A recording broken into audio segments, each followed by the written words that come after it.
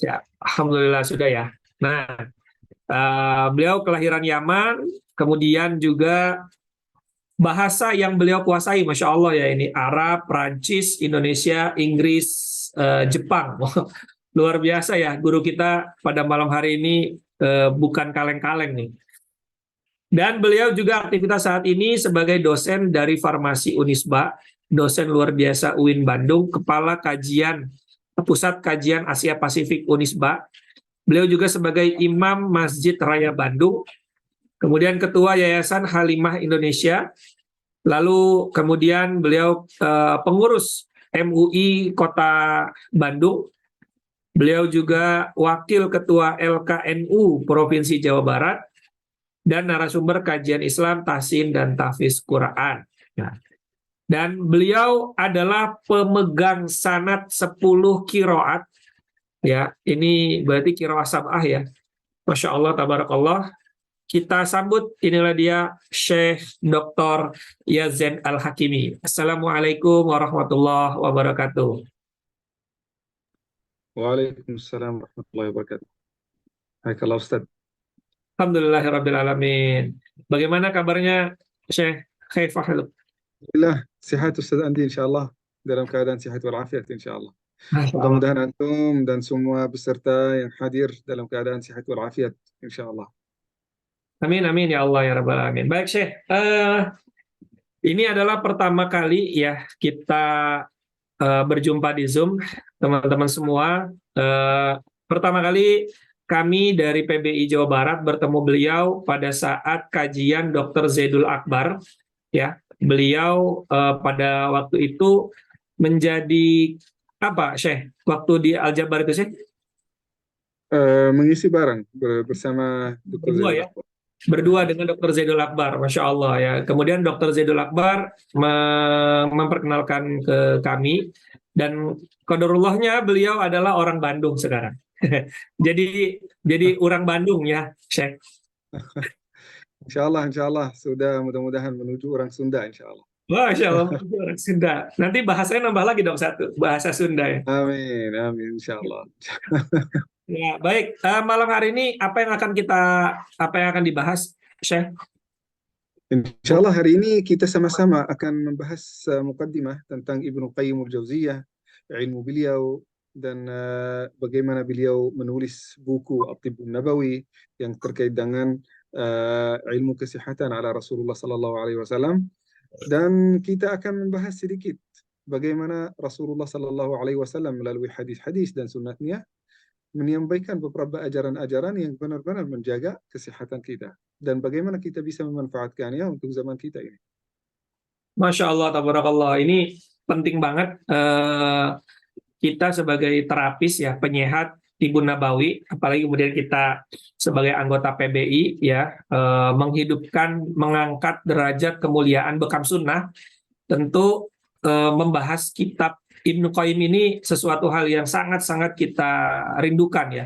Jadi ketika ketemu dengan Syekh Yazen ini seperti oase di tengah padang pasir ya. Jadi mudah-mudahan kita semua bisa mencatat dengan baik. Kepada Syekh Yazen, falyatafaddal mashkura. Insyaallah. Jazakallah khair, barakallahu fiik, Ustaz Andi. Assalamualaikum warahmatullahi wabarakatuh. Waalaikumsalam warahmatullahi wabarakatuh. Alhamdulillahi rabbil alamin, alhamdulillahi wa salatan wa salaman ala ibadihi alladhina istafa.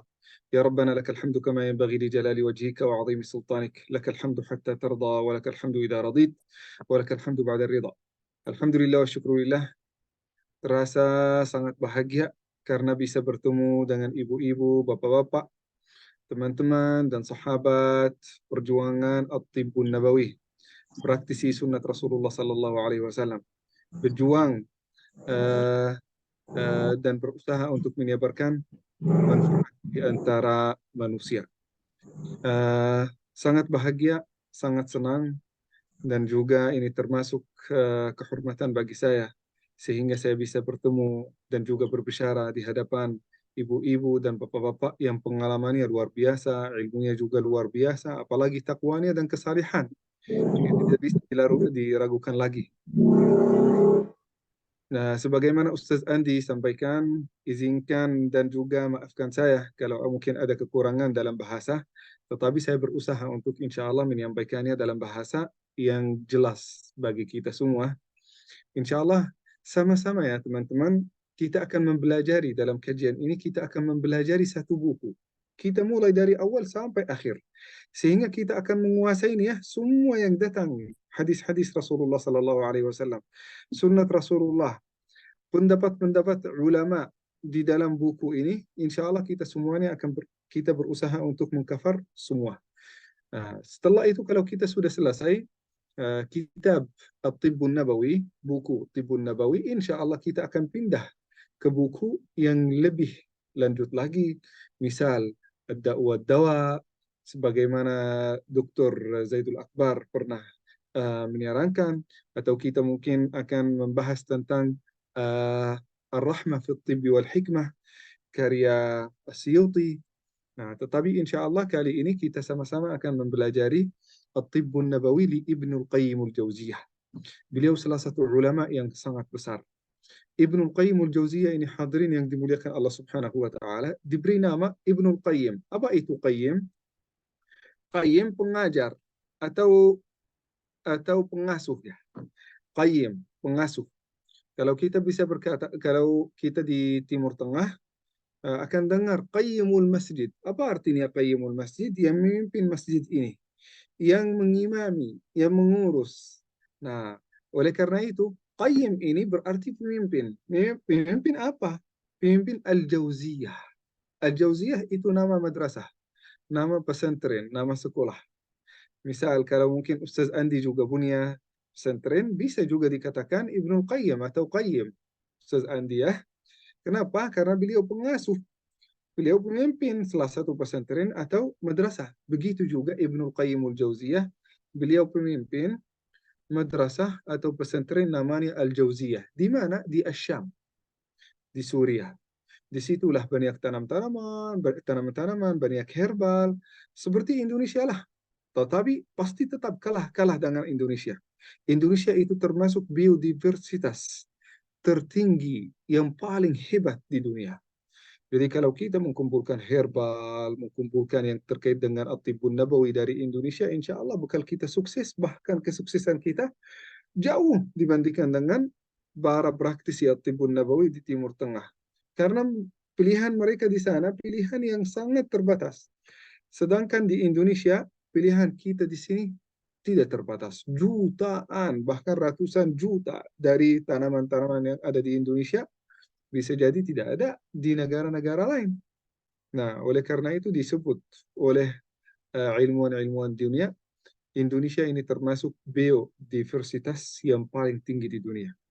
Allah Subhanahu wa taala memberikan karunia nikmat kepada kita sebagai orang Indonesia dengan ini tanam-tanaman yang luar biasa biodiversitasnya. Nah, tinggal kita sendiri kita menguatkan ilmu kita, kita mempelajari ilmunya supaya kita bisa menguasai, supaya kita bisa memanfaatkan nikmat yang diberikan dari Allah Subhanahu wa taala kepada kita.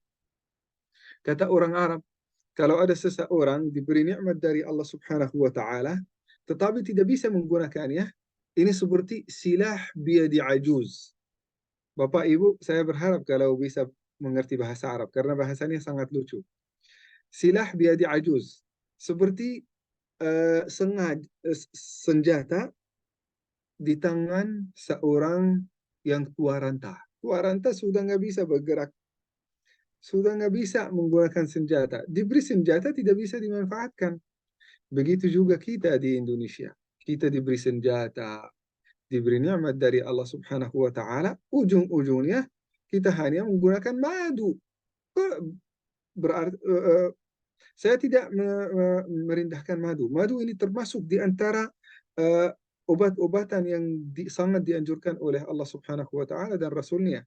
Tetapi bukan satu-satunya. Allah Subhanahu wa taala menciptakan banyak syifa, banyak dawa, banyak obat buat kita. Tinggal kita mengkajinya. Kalau madu kita bisa menggunakan untuk beberapa kasus, untuk beberapa penyakit. Tetapi ada beberapa penyakit-penyakit yang lain yang lebih baik kita menggunakan obat-obat yang lain seperti seorang yang punya diabetes mellitus, seorang yang gulanya tinggi, susah menggunakan madu, susah. Itu akan naik gula darahnya. Begitu juga kalau ada seseorang punya mah, tidak bisa menggunakan al-habbatus sauda.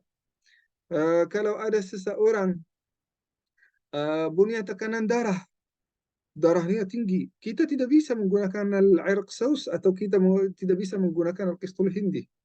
Kenapa? Itu bisa mempengaruhi kesehatan mereka. Nah, maka teman-teman, al-qistul hindi itu digunakan sangat bermanfaat kalau uh, uh, tekanan darah itu rendah. Tetapi kalau tekanan darah tinggi, susah dipakai. Maka saat kita menguasai nikmat-nikmat yang diberikan dari Allah Subhanahu wa taala kepada kita, kita mampu untuk memberikan obat yang terbaik kepada orang-orang sakit yang datang kepada kita. Sehingga setiap orang yang datang kepada kita benar-benar akan bersyukur kepada kita, bukan hanya kepada kita, tetapi kepada Rasulullah Sallallahu Alaihi Wasallam dan kepada Allah. Karena Tibbun Nabawi ini wahyu dari Allah Subhanahu wa taala diajarkan kepada Muhammad sallallahu alaihi wasallam. Kalau kita menguasainya dan memahaminya dengan baik, maka insya Allah kita akan bermanfaat bagi banyak orang.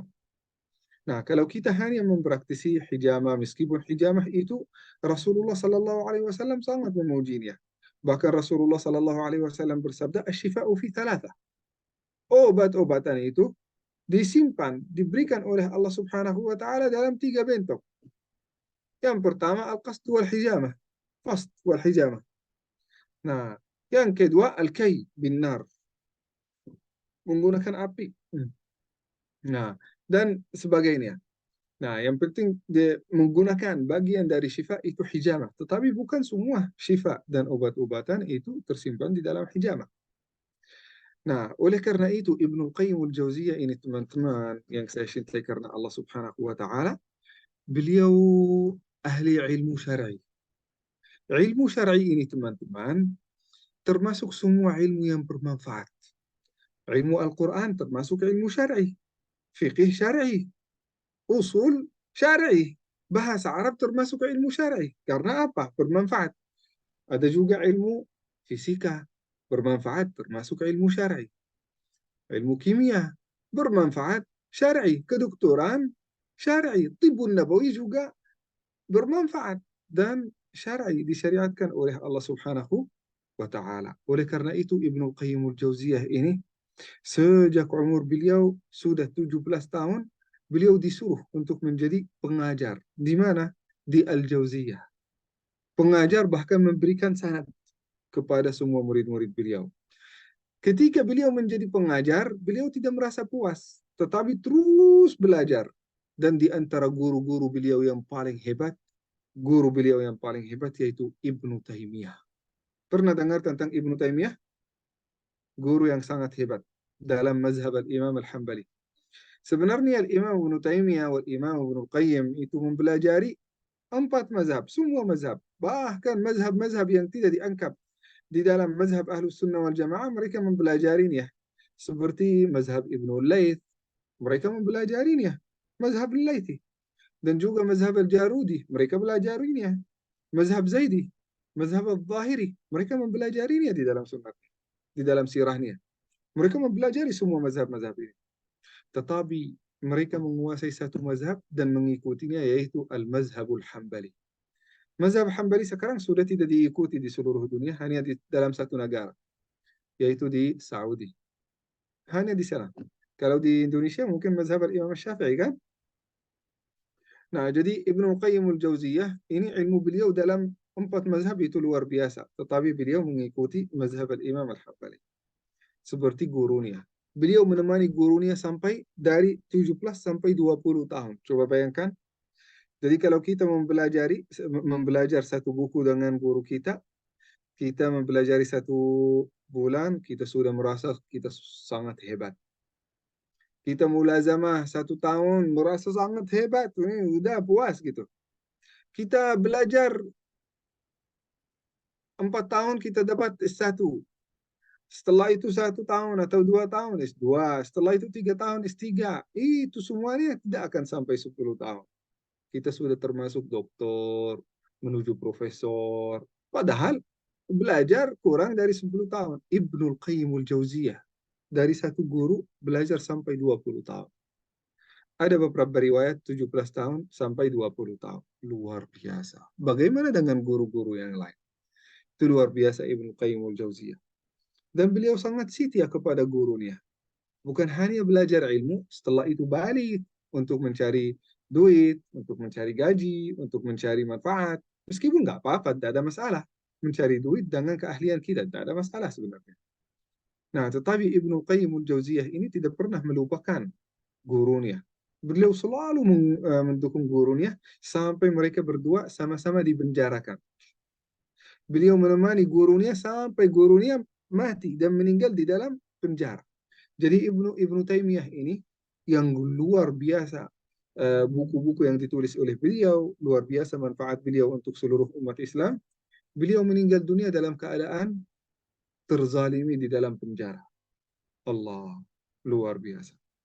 Kenapa? Karena dituduh macam-macam Ibnu Taimiyah. Begitu juga Ibnu Qayyim. Dituduh beliau sesat dalam fikih. Kenapa sesat? Karena beliau menyampaikan satu fatwa, teman-teman. Fatwa ini sangat menarik. Dan fatwa ini diamalkan oleh 4 mazhab zaman sekarang. Dulu di zaman beliau, tidak ada satu mazhab yang ingin mengikutinya. Baru ketika disampaikan oleh Ibnu Taimiyah dan Ibnu Qayyim, 4 mazhab setelah itu mengikutinya. Tetapi di zaman beliau dianggap sebagai orang sesat. Coba bayangkan ini ujian dari Allah Subhanahu wa taala. Fatwa itu apa? Fatwa yang sederhana, fatwa tentang perceraian, tentang talak. Nah, dulu 4 mazhab mereka berkata, kalau ada seseorang berkata kepada istrinya, anti taliqun bithalas, kamu sudah diceraikan 3 kali dalam satu majelis. Maka Ibnu Qayyim al-Jauziyah berkata itu tidak dianggap 3 kali, dianggap 1 kali karena satu majelis. Nah, dianggap sesat dengan banyak fitnah-fitnah dari orang-orang yang beda pendapat sama beliau. Kan kadang-kadang yang beda pendapat sama kita itu, kadang-kadang kalau melaporkan kepada orang lain atau menceritakan tentang kita kepada orang lain, mereka menambah bumbu-bumbu, menambah spicy kan, memperlebihkan, menjadikannya fitnah gitu kan. Begitu juga yang terjadi di zaman Ibnu Qayyim al-Jauziyah, difitnah luar biasa. Oleh siapa? Ulama-ulama yang lain. Sampai beliau dipenjarakan bersama Ibnu Taimiyah. Ibnu Taimiyah mati di dalam sijin, di dalam penjara. Jadi luar biasa ini Ibnu Qayyim. Di antara siratnya hadirin yang dimuliakan Allah Subhanahu wa taala, beliau ini menguasai banyak ilmu. Beliau uh, menulis buku tentang fikih. Beliau menulis buku tentang sirah. Beliau menulis buku tentang kedokteran yaitu Tibbun Nabawi. Beliau menulis buku tentang tasawuf. Coba bayangkan, sampai-sampai buku karya beliau di zaman beliau itu tidak ada Google, tidak ada internet, tidak ada laptop, tidak ada apapun, tidak ada HP, tidak ada smartphone kan? Di zaman beliau teman-teman, beliau menulis sampai dari ada beberapa ulama yang berkata 98 sampai 150. Coba bayangkan buku. Dan setiap buku itu beberapa jilid. Beberapa jilid. Jarang ada buku yang sangat kecil. Tidak ada. Tidak ada. Zadul Ma'ad itu sampai 7 jilid, sampai 6 jilid gitu. Belum lagi tentang Ar-Ruh, belum lagi Hadil Arwah, belum lagi tentang uh, Madarijus Salikin. Itu luar biasa. Jadi 98 sampai 150. Kenapa kemana ini kenapa ada perbedaan di antara ulama tentang buku-buku yang ditulis? Yang ditemukan dari buku-buku beliau hanya 98. Selain itu dibakar oleh orang-orang yang beda pendapat sama beliau. Dihilangkan oleh orang-orang yang benci sama beliau. Apalagi ketika Tataristan itu masuk ke dalam negara Islam, menghancurkan negara Islam, mereka menghapuskan dan menghancurkan banyak dari buku karya beliau. Sampai sekarang kita tidak bisa menemukan buku-buku tersebut. Jadi Ibnu Qayyim pahlawan kita hari ini itu orang luar biasa, bukan sembarangan orang.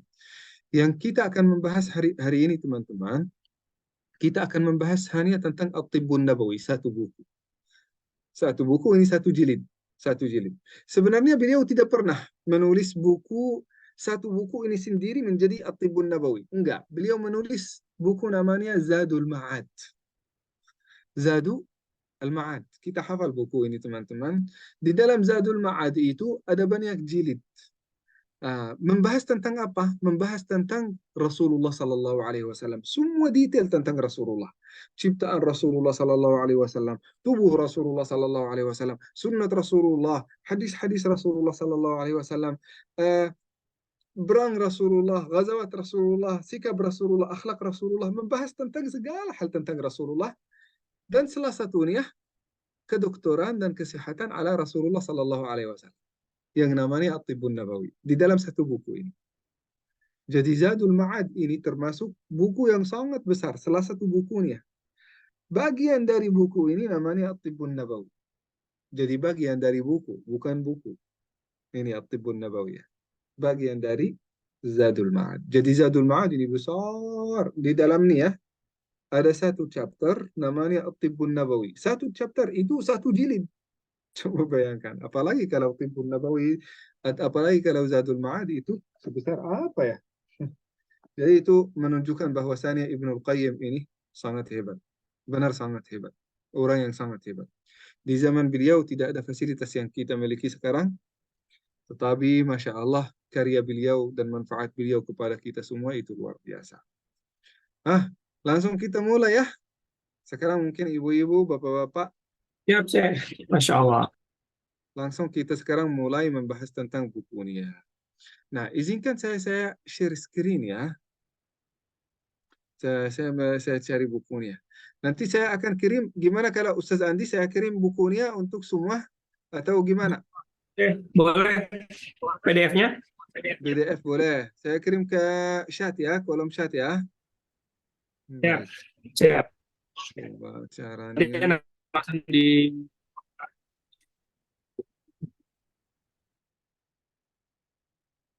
Baik, gimana caranya?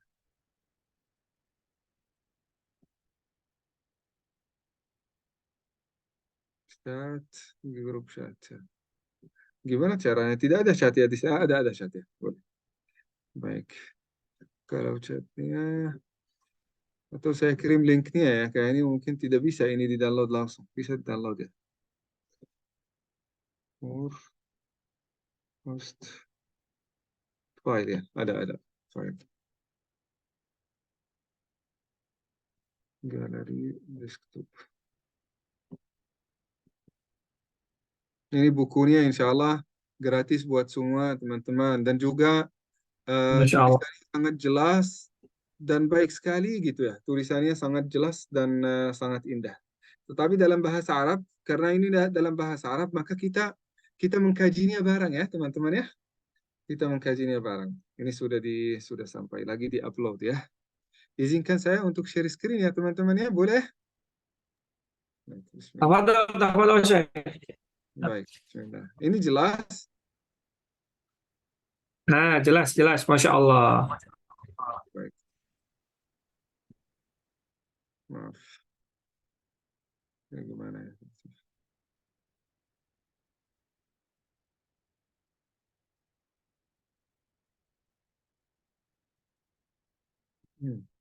Baik teman-teman.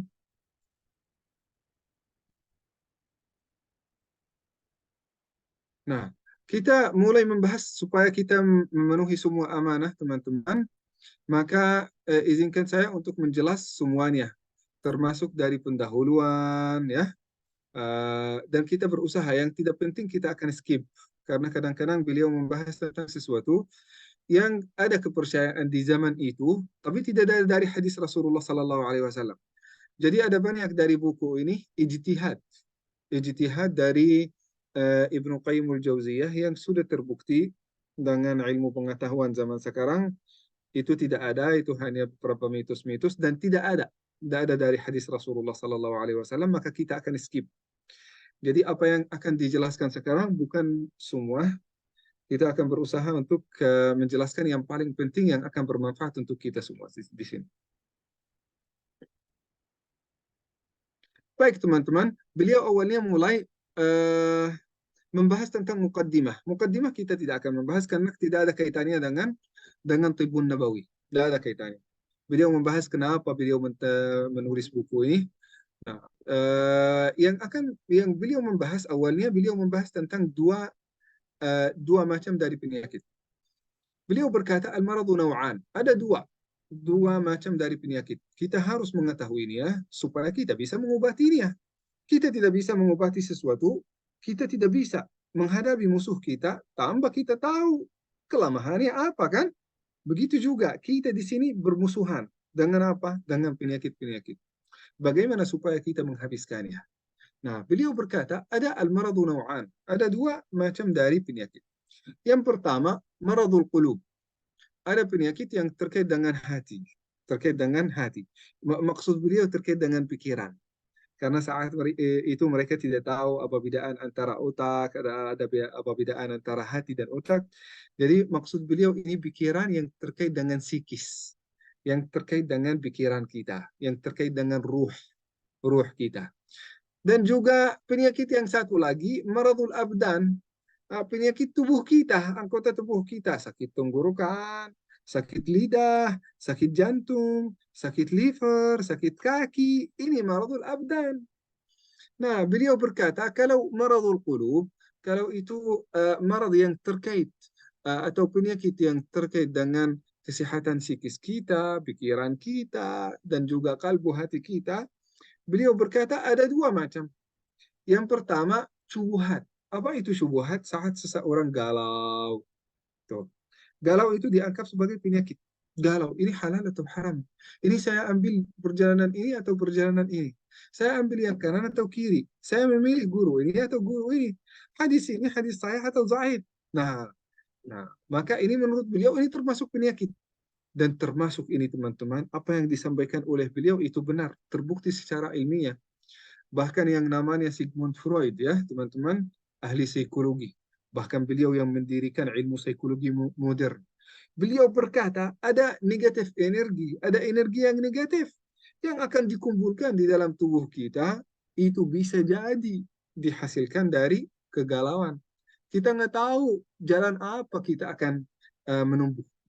Nah, maka teman-teman, Allah Subhanahu wa taala memberikan kepada kita obat yang luar biasa untuk ini. Apa itu?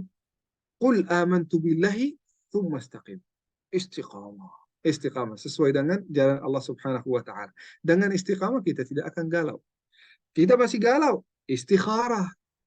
Tahu istikharah kan? Kita lagi galau mau nikah sama orang ini atau orang ini. Kita mau dari jalan ini atau jalan ini.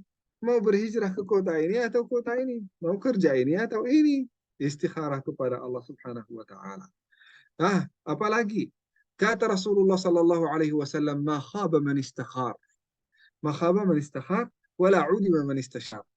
Jadi orang yang istikharah kepada Allah Subhanahu wa taala insya Allah tidak akan mengambil keputusan yang salah. Kalau juga pun orang yang istisyarah, jadi setelah kita istiqamah, lihat ada istiqamah, ada istikharah, ada istisyarah. Tuh, istisyarah yang kedua, yang ketiga. Istisyarah. Istisyarah ini teman-teman minta pendapat dari orang-orang yang ahli. Kalau saya mulai mengkaji tentang asal, tentang madu yang ada di Indonesia, bagaimana kita memformulasinya, maka saya akan datang kepada mentornya. Siapa? Ustaz Andi. Ustaz Andi, ini antum Masya Allah sangat berpengalaman dalam bidang ini. Kasih saya istisyarah. Kenapa? Karena beliau ahli dalam bidang ini. Saya datang kepada Ustaz Gigin, juga sesuai dengan bidangnya. Jadi setiap orang di antara kita punya bidang. Maka kita bisa mengobati penyakit kegalauan, namanya kegalauan ya dalam bahasa Indonesia ya, nggak tahu ya, yang penyakit galau. Dengan apa? Dengan yang pertama istiqamah, istikharah, dan istisyarah. Nah, udah selesai kan? Yaitu syubhah, saat syubhah. Yang kedua syahwah, yaitu maradul qalb, marad pikiran. Jadi yang membuat kita sakit pikiran ya teman-teman, itu syahwah. Apa itu syahwat? Syahwat ingin memiliki sesuatu, ingin memiliki duit, ingin memiliki propertis, ingin memiliki yang orang lain miliki. Nah, sehingga itu akan memunculkan iri, dengki, perasaan-perasaan negatif terhadap saudara kita. Termasuk penyakit, termasuk penyakit. Kenapa? Karena banyak orang sampai tidak bisa tidur. Kenapa? Karena syahwatnya. Syahwat apa? Ingin memiliki. Syahwatnya apa? Ingin menghancurkan. Syahwatnya apa? Ingin balas dendam. Syahwat. Itu syahwat, teman-teman. Marah itu syahwat. Suka wanita, suka laki-laki itu syahwat. Suka lawan jenis maksud saya itu syahwat. Eh eh, ingin dapat duit, syahwat. Ingin dapat dunia, syahwat. Itu semuanya syahwat. Itu bisa jadi penyakit, teman-teman. Nah, maka teman-teman kita berusaha untuk itu mengobatinya. Bagaimana kita bisa mengobatinya? Kita bisa mengendalikan syahwat kita. Nah, oleh karena itu Rasulullah Sallallahu Alaihi Wasallam bersabda, "Aflaha man kana hawahu tab'an lima ji'tu bih." Saya berharap kalau ada seseorang bisa mengerti hadis ini karena sangat indah. Karena kata Rasulullah Sallallahu Alaihi Wasallam, orang yang paling beruntung yang syahwatnya sesuai dengan apa yang disampaikan oleh Rasulullah Sallallahu Alaihi Wasallam. Jadi syahwatnya, keinginannya sesuai dengan apa yang diridai Allah Subhanahu wa taala. Dia bersyahwat untuk melakukan salat. Dia syahwat untuk sedekah. Dia syahwat untuk membantu orang lain. Luar biasa. Ini sudah syahwatnya sangat taat kan? Nah, maka kita bisa mengobatinya dengan ini. Nah, setelah itu teman-teman, kita masuk di bab kedua. Tuh, kita sudah selesai chapter pertama kan? Cepat kan? Nah, masuk ke chapter yang kedua. Kita mengambil seharinya ya, teman-teman, seharinya. Tidak usah kita kata berkata. Kata berkata belum tentu antum dapat manfaatnya. Nah, beliau berkata sekarang akan berbicara tentang maradul abdan, penyakit-penyakit tubuh. Kita sudah berbicara tentang penyakit psikis, yaitu dua bagian, yaitu penyakit galau, yaitu syubhat, dan syahwat, penyakit yang terkait dengan syahwat-syahwat dan keinginan hasarat kita. Nah, sekarang beliau akan membahas tentang maradul abdan. Ini sangat penting ya, teman-teman. Maradul abdan Rasulullah Sallallahu Alaihi Wasallam mencontohkan banyak di dalam sunnahnya. Jangan kita pergi jauh-jauh. Kita melihat sunnah Rasulullah Sallallahu Alaihi Wasallam. Rasulullah Sallallahu Alaihi Wasallam ketika bangun tidur kita melihat kehidupan Rasulullah sejak bangun tidur sampai tidur balik. Ayo kita melihat. Rasulullah Sallallahu Alaihi Wasallam bangun sebelum salat subuh. Luar biasa. Untuk melakukan apa? Salat qiyamul lail. Wa minal laili fatahajjad bihi nafilatan lak. Jadi sebelum salat subuh sudah bangun untuk melakukan salat subuh, untuk melakukan salat qiyamul lail. Dan ini terbukti secara ilmiah yang namanya circadian rhythm, teman-teman. Ada yang namanya circadian rhythm. Izinkan saya tulis di dalam Google ya, biar kalian nanti membaca tentangnya ya. Saya ingin teman-teman ini bukan hanya dapat dari saya, baca, teliti. Bisa jadi apa yang saya sampaikan kepada kalian ini belum sempurna. Tidak ada waktu untuk menyampaikan segala-galanya. Jadi teman-teman akan pasti baca tentang apa yang saya sampaikan supaya dapat wawasan yang lebih indah. Dan apa yang kalian dapat dari saya hari ini, insya Allah nanti disampaikan kepada orang lain. Namanya gini, circadian, ini bahasa Arab ya. Bahasa Indonesia atau bahasa Inggris ya. Circadian rhythm. Ini teman-teman. Nah, di saya. Nah, tinggal kita membacakan. Ini teman-teman, di tubuh kita, kalau kita melihat di sini. Ini. Nah, ini kehidupan Rasulullah Sallallahu Alaihi Wasallam. Bahkan yang menemukan ini, yang menemukan penemuan ini adalah orang ateis yang tidak punya agama, tidak percaya pada Allah Subhanahu Wa Taala, tidak kenal Rasulullah Sallallahu Alaihi Wasallam. Lihat, siapa namanya yang menulis? Penulisnya Yolanda. Beliau bukan bukan Muslim kan? Apalagi udah pakai kerudung, kan? Nah, luar biasa. Beliau menulis tentang ini, midnight, bagaimana cara terbaik, kapan tidur, kapan bangun. Itu yang dilakukan oleh Rasulullah Sallallahu Alaihi Wasallam. Kapan? 1400 tahun yang lalu. Padahal Rasulullah Sallallahu Alaihi Wasallam tidak termasuk, tidak masuk ETB, tidak masuk UNPAD, tidak lulus dari Harvard, tidak dapat S2, S3, doktor, profesor, enggak. Wahyu dari Allah Subhanahu wa taala. Bangun sebelum salat subuh, disitulah ada hormon yang namanya kortizol yang akan diproduksi di dalam tubuh kita supaya mempersiapkan kita untuk menjadi orang yang lebih siap untuk beraktivitas. Luar biasa. Setelah itu melakukan salat subuh, membacakan Al-Quran. Ini kayak meditasi terbaik. Waktu meditasi terbaik itu. Kalau meditasi ini bahasa modern, tetapi bahasa kita sebagai umat Islam apa itu?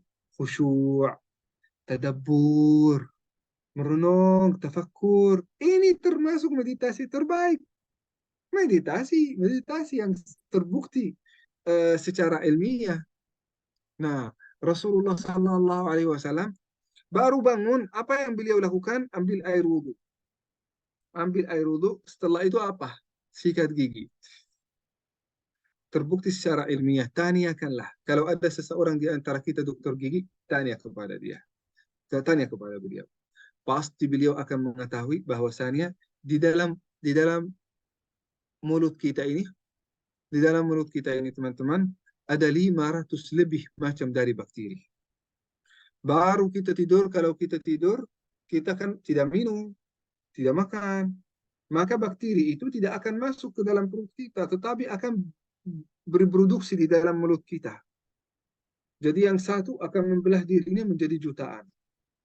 Berapa banyak macam? 500 macam.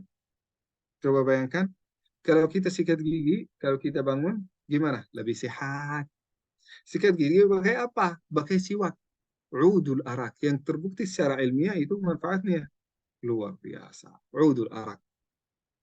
Dan juga itu menghabiskan banyak di antara mikrob-mikrob, banyak di antara bakteri dan parasit yang ada di dalam mulutnya. Itu yang dilakukan oleh Rasulullah Sallallahu Alaihi Wasallam. Dan itu teman-teman yang menyebabkan sakit tenggorokan, sakit tonsil, sakit mah, sakit pencernaan, itu semuanya dari mikrob dan bakteri yang masuk melalui mulut kita. Tetapi kalau kita membersihkan mulut ini, maka insya Allah kita akan mengurangi penyakit-penyakitnya. Ini namanya pencegahan ya teman-teman kan? Prevention atau namanya prophylactic medicine. Nah, yang terkait dengan prevention medicine kan? Yang terkait dengan apa namanya pencegahan.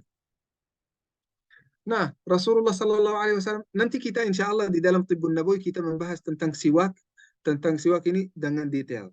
Tetapi kita melihat sunnah Rasulullah Sallallahu Alaihi Wasallam. Bangun tidur, siwak, ambil air wudhu. Setelah itu salat, mulai beraktivitas luar biasa. Nah, beraktivitas sebelum bertemu dengan manusia.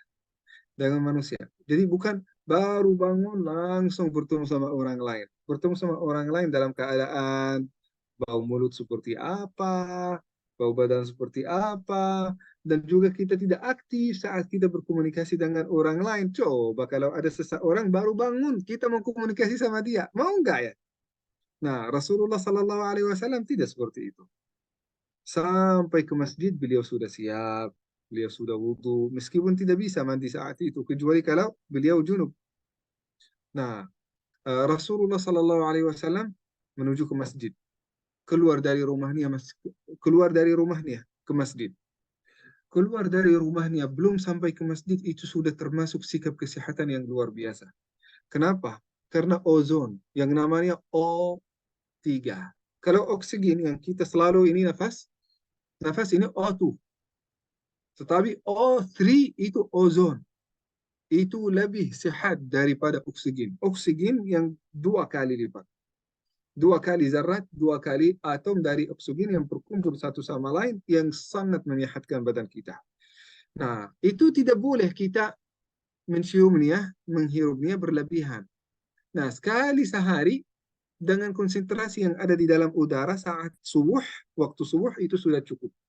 Itu yang dilakukan oleh Rasulullah Sallallahu Alaihi Wasallam. Lihat teman-teman, kalau kita membacakan tentang ozon, ozon ini yang melindungi melindungi bumi kita dari X-ray, dari serangan eh, kebahayaan cahaya yang datang dari angkasa luar. Yang melindungi bumi kita adalah ozon. Begitu juga teman-teman. Di dalam tubuh kita ada free radicals. Di dalam tubuh kita ada banyak cahaya-cahaya yang tidak baik. Kenapa? Karena ada yang UV kan dari X-ray matahari. Dari matahari ada UV kan? Ada UV. UV ini bisa menyebabkan kanker di dalam kulit. Maka kalau kita selalu menghirup ozon itu insya Allah akan sangat bermanfaat untuk tubuh kita. Sampai ke masjid Rasulullah Sallallahu Alaihi Wasallam berkomunikasi dengan orang. Nah setelah itu mulai berzikir, membacakan Al-Quran dan tidak pernah tidur setelah salat subuh. Coba bayangkan ya. Rasulullah nggak pernah tidur, duduk, dan itu yang dilakukan oleh Ibnu Qayyim al-Jauziyah. Beliau tidak pernah meninggalkan masjid setelah salat subuh. Coba bayangkan sampai terbitnya matahari. Ketika orang lain tanya kepada Ibnu Qayyim al-Jauziyah, kenapa engkau tidak meninggalkan masjid sampai terbitnya matahari? Beliau berkata, itu yang dilakukan oleh Rasulullah Sallallahu Alaihi Wasallam dan ini obat saya supaya saya selalu kuat menulis buku dan selalu kuat untuk mempelajari ilmu bermanfaat. Tuh lihat teman-teman, ini Ibnu Qayyim al-Jauziyah. Rahasia beliau nulis sampai ratusan buku. Padahal tidak ada fasilitas-fasilitas seperti zaman kita ini. Salah satu rahasia beliau duduk di masjid. Atau selalu berzikir kepada Allah Subhanahu wa Ta'ala setelah salat subuh. Ya, itu rahasia Ibnu Qayyim al-Jauziyah. Nah, setelah itu teman-teman yang dimuliakan Allah Subhanahu wa Ta'ala, Rasulullah tidak pernah tidur setelah salat subuh. Bangun setelah terbitnya matahari, mulai bekerja. Bekerja sampai menjelang siang. Nah, saat itu Rasulullah Sallallahu Alaihi Wasallam melarang sahabatnya untuk tidur pagi hari. Kenapa? Kata Rasulullah, "Dzaka waqtun yuwazza'u fihi rizq." Itu hadis yang sahih. Pada waktu itu Allah Subhanahu wa taala akan membagi-bagi rezeki luar biasa. Jadi disuruh untuk bekerja. Kalau kita tidur apa yang terjadi? Yang namanya circadian rhythm yang saya jelaskan tadi yang ini akan hancur. Hancur. Hancur apa? Kortizol, melatonin, katekolamin, serotonin, semua hormon-hormon ini akan hancur dan kacau. Kalau sudah kacau, muncullah banyak penyakit-penyakit termasuk penyakit kronis, diabetes mellitus, kanker, dan penyakit-penyakit yang lain. Luar biasa. Nah, Rasulullah Sallallahu Alaihi Wasallam sudah tahu hakikat itu. Rasulullah Sallallahu Alaihi Wasallam di antara sunatnya yaitu istirahat sejenak sebelum salat zuhur atau menjelang salat zuhur atau setelah salat zuhur istirahat sejenak. Berapa ini istirahatnya? Istirahatnya itu namanya qailulah. Qailulah. Hanya 30 menit. Sampai maksimumnya 45 menit. Jangan di atas itu. Jadi tidur sampai 40 menit, 30 menit. Jangan di atas itu. Kalau sudah di atas itu 2 jam, 3 jam, 4 jam, itu bukan tidur, itu bukan istirahat. Itu kata orang Sunda, melur itu. Jadi teman-teman, sunat Rasulullah Sallallahu Alaihi Wasallam itu istirahatnya sejenak. Itu yang namanya qailulah. Teman-teman, mungkin kita tidak akan hari ini kita tidak akan membahas banyak. Sebenarnya bisa hari ini membahas tentang beberapa chapter, tetapi takut jadi berat dari hari pertama. Hari ini kita hanya warming up aja. Sekalian mungkin memberikan buku kepada antum semua supaya kita nanti mencari dan membacakan bab pertama dan bab kedua sendiri. Mungkin saya menjelaskan tentang sunat Rasulullah Sallallahu Alaihi Wasallam sampai beliau tidur secara singkat. Rasulullah Sallallahu Alaihi Wasallam setelah itu istirahat, setelah salat zuhur atau sebelum salat zuhur, setelah itu makan siang, kecuali kalau beliau puasa. Setelah salat asar juga tidak tidur dan beliau melarang untuk tidur setelah salat asar meskipun hadisnya termasuk hadis yang dhaif. Rasulullah Sallallahu Alaihi Wasallam kalau makan malam biasanya sebelum salat maghrib. Lihat Rasulullah ya, makan malam sebelum salat maghrib. kecuali kalau beliau puasa, dan sering beliau puasa. Kapan makan malam kalau puasa? Setelah salat maghrib. Setelah salat maghrib sudah makan, sudah buka puasa, setelah itu tidak makan apapun. Jadi antara tidurnya Rasulullah Sallallahu Alaihi Wasallam dan makan terakhir itu sekitar 3 sampai 2 jam. Itu yang terbukti secara ilmiah. Coba tanya kepada ahli kedokteran dimanapun di dunia. Mana cara, kapan waktu makan malam terbaik? Dia akan berkata 2 atau 3 jam sebelum tidur. Benar gak? Itu yang dilakukan oleh Rasulullah. Rasulullah Sallallahu Alaihi Wasallam supaya bangun untuk malam hari, maka untuk salat malam, maka beliau tidur secepatnya setelah salat Isya. Di dalam hadis yang sahih, di dalam Sahih Al-Bukhari ini teman-teman, kana yakrahu kana yakrahu al-kalam ba'daha. Rasulullah Sallallahu Alaihi Wasallam tidak suka kalau diajak ngobrol setelah salat Isya.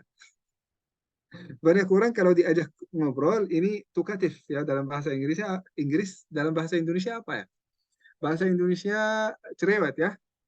Nah, mulai membahas tentang satu judul, membuka 100 judul setelahnya. Sampai 1 jam, 2 jam setelah salat Isya itu sudah disiapkan. Namanya Rasulullah SAW tidak ngidul suka. itu sih. Namanya Namanya apa? ngobrol ngalor ngidul. Ya, betul betul Ustaz. Nah, jadi Rasulullah SAW tidak pernah itu, tidak suka. Ya, langsung selesai salat Isya menuju ke rumah supaya istirahat. Nah, dan supaya istirahat itu untuk memproduksi yang namanya melatonin yang mempersiapkan tubuh, hormon yang mempersiapkan tubuh kita untuk tidur. Bangun, nah dan bangun saat ada hormon yang namanya kortisol yang diproduksi di dalam tubuh kita mempersiapkan kita untuk beraktivitas. Kalau sebaliknya kita tidur saat tubuh kita disiapkan untuk beraktivitas, kacau kan? Kalau kita beraktivitas saat tubuh kita disiapkan untuk tidur, untuk istirahat, kacau juga. Maka itu tidak dilakukan oleh Rasulullah Sallallahu Alaihi Wasallam. Rasulullah Sallallahu Alaihi Wasallam mengikuti apa yang disampaikan, apa yang diperintahkan oleh Allah Subhanahu Wa Taala. Waja'alna al-laila libasa, waja'alna an-nahara ma'asha. Saya berhenti di sini untuk hari ini. Sebenarnya ini kalau kita membahas tentang yang lain, ada banyak yang sangat menarik. Kita akan mulai lebih serius dari pertemuan yang akan datang. Nah, kita tidak, karena kalau kita sudah masuk yang berikutnya, itu pembahasannya sangat panjang. Maka kita berhenti di sini. Mungkin barangkali teman-teman yang saya cintai ada pertanyaan, ada mungkin komentar, atau ada saran, insya Allah bisa didengar dengan senang hati. Tetapi sebelum itu Ustaz Andi, mungkin Ustaz Andi memberi amanah kepada saya untuk menyampaikan bahwasannya pertemuan ini insya Allah seminggu sekali. Dan insya Allah kita berusaha kalau bisa sebulan sekali kita bertemu offline. Nah, sehebat-hebat pertemuan kita, insya Allah yang pertemuan online kita tidak akan seperti offline. Offline insya Allah lebih bermanfaat, lebih akrab, lebih insya Allah lebih kita bisa praktik bersama-sama, kita bisa nanti makan bareng, kita bisa melakukan acara yang bermanfaat untuk masyarakat bersama. Dan alhamdulillah saya sudah mengamankan Masjid Al-Ukhuwah, Masjid Agung Al-Ukhuwah ini di pusat kota Bandung. Insya Allah dekat kemana-mana dan dekat diakses dari mana-mana. Kita insya Allah kita bisa bertemu sekali sebulan offline. Tapi tetap pertemuan kita seminggu sekali secara online. Nah, disitulah insya Allah pertemuan offline kita berusaha dengan kalau mungkin Ustaz Andi beliau menyarankan kita membuat aktivitas yang bermanfaat bagi masyarakat. Bekam gratis, bekam masal. Atau mungkin kita menambahkan juga khitan masal, sunatan masal. Atau kita insya Allah kita memberikan kepada jamaah cara kita menggunakan habatus sauda sesuai dengan ajaran Rasulullah. Cara kita menggunakan madu sekaligus mungkin teman-teman punya produk bisa jualan di situ. Jadi insya Allah kita bisa dapat manfaatnya di dunia dan dapat manfaatnya di akhirat. Mudah-mudahan apa yang disampaikan bisa jadi bermanfaat bagi kita semua teman-teman. Mohon maafkan saya apabila ada kekurangan. khususnya dalam bahasa. Saya berusaha untuk menyampaikannya dengan bahasa yang paling gampang supaya bisa difahami dan dicernai oleh semua teman-teman. Jazakumullah khair, barakallahu fikum. Wassalamualaikum warahmatullahi wabarakatuh. Waalaikumsalam warahmatullahi wabarakatuh. Masya Allah, tabarakallah.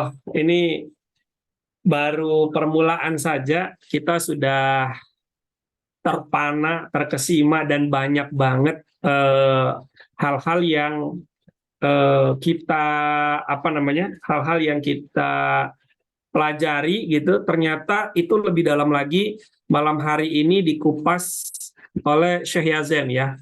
Insyaallah tabarakallah, jazakallah khair kepada Syekh Yazen yang telah memberikan pembukaannya di awal. Dan tadi juga ada info dari beliau, ya, ini guru menantang muridnya untuk hadir offline. Ini bagaimana kita sebagai murid-murid Bu Mistin yang dari Probolinggo, Jawa Timur. Masya Allah ya.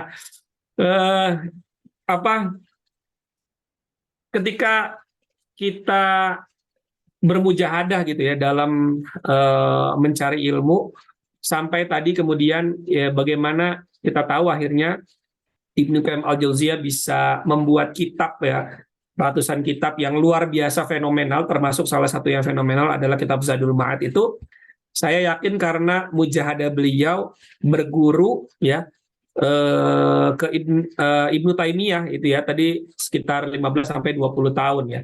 Kalau saya berguru sama Ustadz Ginggin ini baru berapa tahun nih Ustadz Ginggin ya. Masya Allah ya, masih kurang banyak berarti saya. Perasaan kayaknya lama banget. Masya Allah. Baik, ini sudah ada pertanyaan Syekh dari beberapa sahabat-sahabat kita, dan guru-guru kita juga sudah hadir. Di sini ada dokter Susi ya. Beliau adalah dokter dan dokter spesialis bedah syaraf dari Medan. Nah, beliau alhamdulillah dengan ketawaduannya beliau juga, beliau sering mengisi dan menjadi salah satu dewan pakar di International Islamic Medicine Forum ya. Beliau tidak segan-segan gitu ya, dengan kerendahan hati beliau juga datang mengobati teman-teman gitu ya, dengan Tibun Nabawi. Bahkan beliau pernah menjadi seorang dokter bekam ya, dokter bekam dan dokter rukyah pada waktu haji di Masjid Nabawi dan di Mekah, Masya Allah ya. Nah, jadi ini luar biasa. Beliau bertanya nih, Syekh. Nah, ini saya eh, jelaskan, saya sampaikan di dalam ini chat box-nya. Assalamualaikum warahmatullahi wabarakatuh. Waalaikumsalam warahmatullahi wabarakatuh. Izin bertanya, apakah dosa jika membayangkan azab penzolim di yaumil akhir, menyerahkan pahala atau mengambil dosa kita sebagai pengalih kesedihan yang kita alami? Karena untuk ikhlas dengan mendoakan belum sampai di situ tingkatan hatinya, karena kezolimannya masih berlangsung. Ya, tadi ini kan sempat membahas tentang hati ya, penyakit hati. Nah, apakah amalan apa yang harus dikuatkan untuk meningkatkan keikhlasan supaya bisa mendoakan yang baik-baik bagi penzolim? Bisa dipahami, Syekh, pertanyaannya? Ya, bisa difahami ya. Khair. Nah, sebenarnya ini teman-teman, ya sesuai dengan apa yang disampaikan oleh Ibnu Qayyim di bidayah. Di antara penyakit-penyakit itu termasuk syubhat dan syahwat. Nah, ini termasuk juga penyakit. Bagaimana kita bisa mengobatinya? Dan setiap penyakit pasti ada obatnya ya. Kita harus yakin tentang ini bahwasanya ada obatnya. Itu juga dikatakan oleh Rasulullah SAW dalam beberapa hadis. Nah, tapi obatnya ini apa? Obatnya kita mengetahui hakikat dunia. Nah, tidak ada obatnya dari habbatus sauda atau dari al-asal atau dari madu. Enggak, ini terkait dengan kita mengobati hati kita. Nah, bagaimana kita bisa mengobati hati kita? Kita mengetahui hakikat dunia ini. Seseorang yang berbuat zalim kepada kita, ya sebentar lagi kita bertemu dengan Allah Subhanahu wa taala, Allah akan balas. Berapa lama kita akan tinggal di dunia? Yang sisa dari umur kita berapa? 20 tahun, 10 tahun, 5 tahun. Nanti kalau kita sudah bertemu dengan Allah Subhanahu wa taala, bukan 10 tahun, bukan 100 tahun, tapi miliaran tahun, bukan juga miliaran tahun, selama-lamanya kita di hadapan Allah Subhanahu wa taala. Jadi mohon maaf, orang yang tidak berpikir, tidak berakal adalah orang yang mendahulukan, yang memikirkan 5 tahun yang sisa dari umur kita, atau 10 tahun, 20, katakanlah 20 tahun, 30 tahun yang sisa dari umur kita, di atas apa yang akan disiapkan oleh Allah Subhanahu wa taala hari kiamat. Nah, maka kita mengetahui bahwasanya hakikat dunia ini dengan segala sakit hatinya, dengan segala kerugiannya, dengan segala hal yang menjadi negatif di dalamnya. Nah, dan juga kekurangan, dengan segala kekurangannya, kita malah mendahulukannya di atas apa yang disiapkan oleh Allah Subhanahu wa taala bagi orang saleh di dalam surganya. Jadi, orang-orang beriman akan selalu ingat dengan apa yang disiapkan oleh Allah Subhanahu wa taala, dan dunia ini dijadikan sebagai fasilitas aja. Fasilitas jalan untuk memberangkatkan kita ke surga Allah Subhanahu wa taala. Nggak apa-apa, kita terzalimi nggak apa-apa, malah kita bahagia. Silahkan zalimi, silahkan. Kita berusaha untuk melawan kezaliman pasti kan, tetapi ikhtiar untuk melawan. Tapi kalau ada seseorang sudah mau menzalimi dan kita nggak bisa, benar, ya udah silahkan, silahkan. Ini salah satu fasilitas, bisa jadi kezaliman ini bisa jadi salah satu fasilitas yang mendorong kita ke dalam surga Allah Subhanahu wa taala, dan salah satu fasilitas nanti hari kiamat hasanat dan pahala orang yang menzalimi akan dilemparkan ke kita. Jadi amal saleh beliau yang menzalimi itu akan diberikan kepada kita hari kiamat. Nah, jadi kalau kita obatnya hanya satu, kita mengetahui hakikat dunia dan mengetahui rahasia kita, kenapa kita diciptakan oleh Allah Subhanahu wa taala di sini. Kenapa? Kita diciptakan hanya untuk bersungguh-sungguh, beramal, berusaha supaya mendekatkan diri kepada Allah Subhanahu wa taala.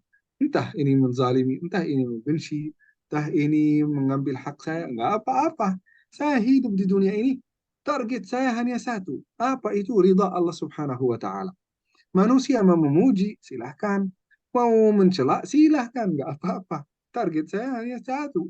Cuma satu. Silahkan bagi orang lain untuk membahas tentang apa-apa yang saya tertuju, yang saya mentargetkan hanya satu. Saya tertuju selalu kepada ridha Allah Subhanahu wa taala. Ini obatnya. Masya Allah. Baik, mudah-mudahan menjawab Dokter Susi ya atas pertanyaannya. Jadi senantiasa meminta dilapangkan dadanya oleh Allah ya. Dan tadi mudah-mudahan menjawab. Sebelum kita lanjut ke pertanyaan kedua, Syekh, izin saya menyampaikan bahwa kepada sahabat-sahabat yang telah hadir pada malam hari ini, untuk yang ingin mendapatkan piagam SKP atau sertifikat, ya silahkan berinfak ke PBI Pemda Jabar. Untuk umum, terapis umum 50.000, untuk anggota PBI, anggota biasa PBI 25.000. Transfernya ke rekening PBI Jabar. Dikirim keterangannya dikirim di chat box ya. Silakan bagi yang sudah berinfak boleh langsung dikonfirmasi ke admin ya, admin grup untuk nanti dicatatkan, kemudian akan dibuatkan piagam buat anggota PBI. Insya Allah yang berinfak akan mendapatkan piagam ber-SKP ya. Baik, untuk pertanyaan kedua ini ada yang mau bertanya langsung dari Pak Afrizal Ardiansah ya. Silakan Pak Afrizal, videonya boleh diaktifkan. Siap. Nah, tafadhol Pak Afrizal. Nah, lebih bagus begini ya, adalah pertanyaan langsung biar lebih interaktif. Siap. Oke, Assalamualaikum warahmatullahi wabarakatuh, Syekh. Waalaikumsalam warahmatullahi wabarakatuh. Silahkan Ustaz. Oke, saya mau menanyakan kepada Syekh untuk sudut pandang Syekh dalam kitab Tibun Nabawi. Apa tinjauan dan sudut pandangnya untuk seorang terapis dalam pengobatan dan mengobati?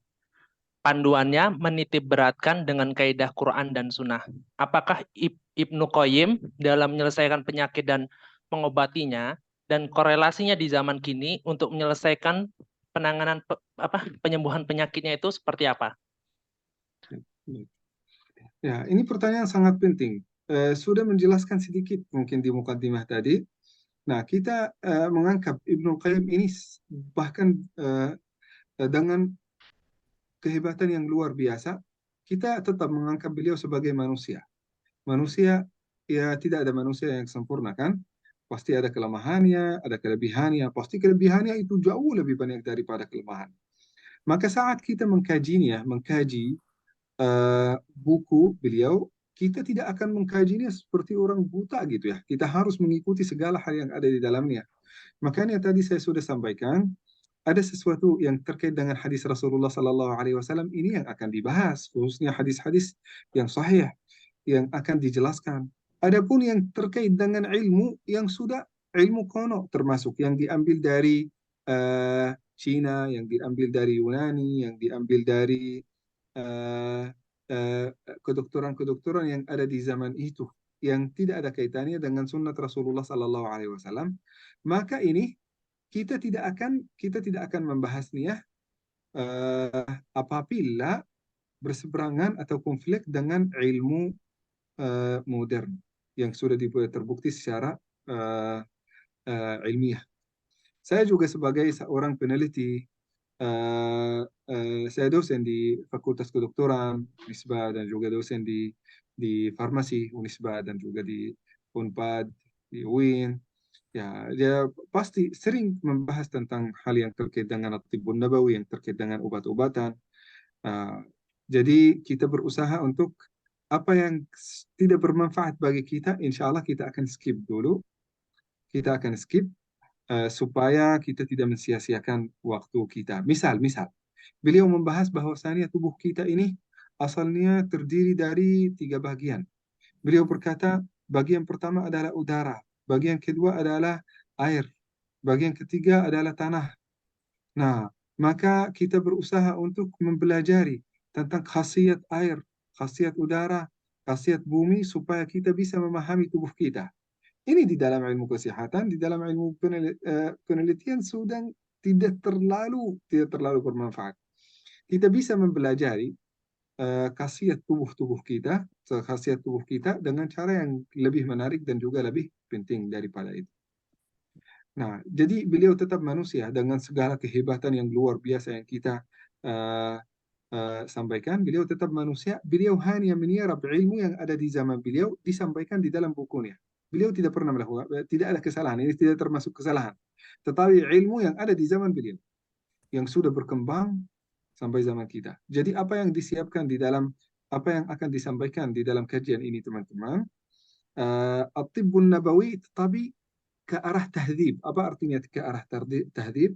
Memperbaiki, memodernisasi apa yang disampaikan oleh Ibnu Qayyim al-Jauziyah di dalam Tibbu An-Nabawi. Tetapi kita kalau ada hadis yang sahih itu pasti kita akan mengkajinya di dalam bukunya. Masya Allah. Siap, Syekh. Mudah-mudahan terjawab ya Pak Rizal. Jadi siap mengikuti ini dari Sumbar nih, dari Padang ya, Masya Allah. Apa namanya? Mudah-mudahan jauh sekali ya dari Padang ya, bisa hadir. Mudah-mudahan nanti pada saat offline Allah kasih keluangan rezeki ya, keluangan waktu, Pak Afrizal juga bisa hadir langsung talaki kepada Syekh Yazen. Mungkin juga jika ingin teman-teman PBI dari berbagai daerah ya, dari Pengda ataupun Pengcap di seluruh Indonesia yang ingin mengundang Syekh Yazen secara offline, nanti bisa komunikasikan dengan Pengda Jabar ya, untuk nanti kita akan diskusikan dengan Syekh Hazen, karena kita dapat info juga bahwa bulan November ya, awal sepertinya Syekh akan ke Aceh ya, Syekh. Akan ada kunjungan ke Aceh. Tanggal berapa tuh? Itu insya Allah 10, 11, 12 insya Allah. Aceh dan Medan. 12 November ya. Oh, Masya Allah. Ini kebetulan nih di Aceh ada Al-Mukarram Al-Ustadz Ivan Furqon nih dari Nagan Raya. Masya Allah hadir, ketua salah satu Baitul Mal ya di Nagan Raya Aceh nih, Syekh. Alhamdulillah. Mudah-mudahan bisa tersambung juga nih ke beliau. Baik, dan alhamdulillah malam hari ini juga kita dihadiri oleh Sekretaris Umum PBI Pusat, Pak Mahendra, ya, apakah masih ada di tempat, Pak Mahendra?